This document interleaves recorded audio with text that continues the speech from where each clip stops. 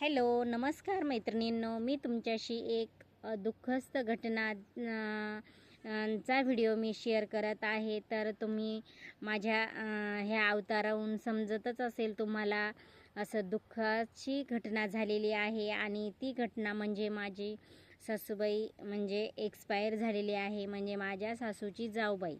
तर आमच्या घरातलंच घर आहे आणि त्या सासूबाई एक्सपायर झाल्यामुळे आम्हाला अचानक गावाकडे यावं लागलं. आणि गावाकडे आल्याच्या नंतर म्हणजे आम्हाला काहीच कल्पना नव्हती. आम्ही गावी आलो होतो, माझ्या मम्मीच्या इकडे आलो होतो वोटिंग करण्यासाठी. आणि आम्ही पुण्याला निघलेलोच होतो, परंतु निघलो आणि लगेच आम्हाला सकाळी 10 वाजता फोन आला की तुमच्याकडे अशी अशी घटना झालेली आहे म्हणून. तर मग आम्हाला लगेच इकडे निघावं लागलं. मग आम्ही लगेच संभाजीनगरला आलो. तर काहीच आजारी नव्हत्या त्या. आणि सकाळी त्यांची आंघोळ वगैरे सर्व नाश्ता पाणी सर्व झालेलं होतं. आणि देवाच्या म्हणजे देवाचं दर्शनही करून आल्या होत्या. आणि असंच उन्हाला म्हणजे 8-9च्या सुमारात त्या बसलेल्या होत्या दरवाजात. आणि अचानक त्यांना चक्कर आली आणि त्या डायरेक्ट म्हणजे अशा हातावरच अशा लगेच मान टाकून दिली त्यांनी. आणि काहीच म्हणजे आजारी पण नव्हत्या आणि काहीच नव्हत्या, तरीसुद्धा त्यांना असं झालं. तर म्हणजे खूप वाईट घटना झाली. आणि म्हणजे असं आज आपण म्हणतो की आजारी असल्यावरच माणूसाला म्हणजे हे येऊ शकतं, पण असं काही नाही. चांगल्या अशा म्हणजे चालता बोलताच त्यांना हा म्हणजे काय आता आपण म्हणू शकत नाही, पण शक्यतो मला तरी वाटतं अटॅकच आला असेल, कारण तसंही माणूस जाऊ शकत नाही.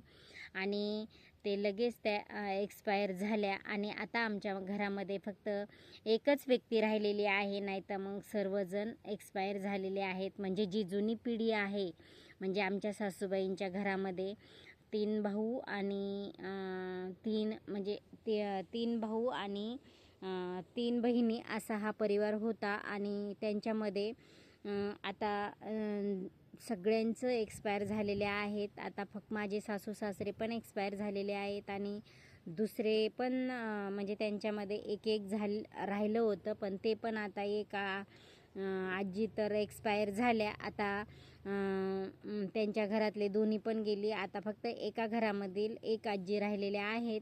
आणि असं म्हणजे असं अचानक झाल्यामुळे खूप वाईट झालं. आणि हा व्हिडिओ करण्याचं कारण एकच की माझे व्हिडिओ राहिलेले आहेत टाकायचे, आणि 2-4 दिवसानं मी ते पोस्ट केलेले नाहीत, कारण अशी दुःखद घटना झालेल्यामुळे. तर व्हिडिओ मी काही टाकलेले नाहीत, कारण शॉर्ट व्हिडिओ मी टाकते, कारण 2 दिवस नाही टाकले, परंतु नंतर मी शॉर्ट व्हिडिओ टाकलेले आहेत, परंतु लॉंग व्हिडिओ मी टाकलेले नाहीत. आणि ह्याच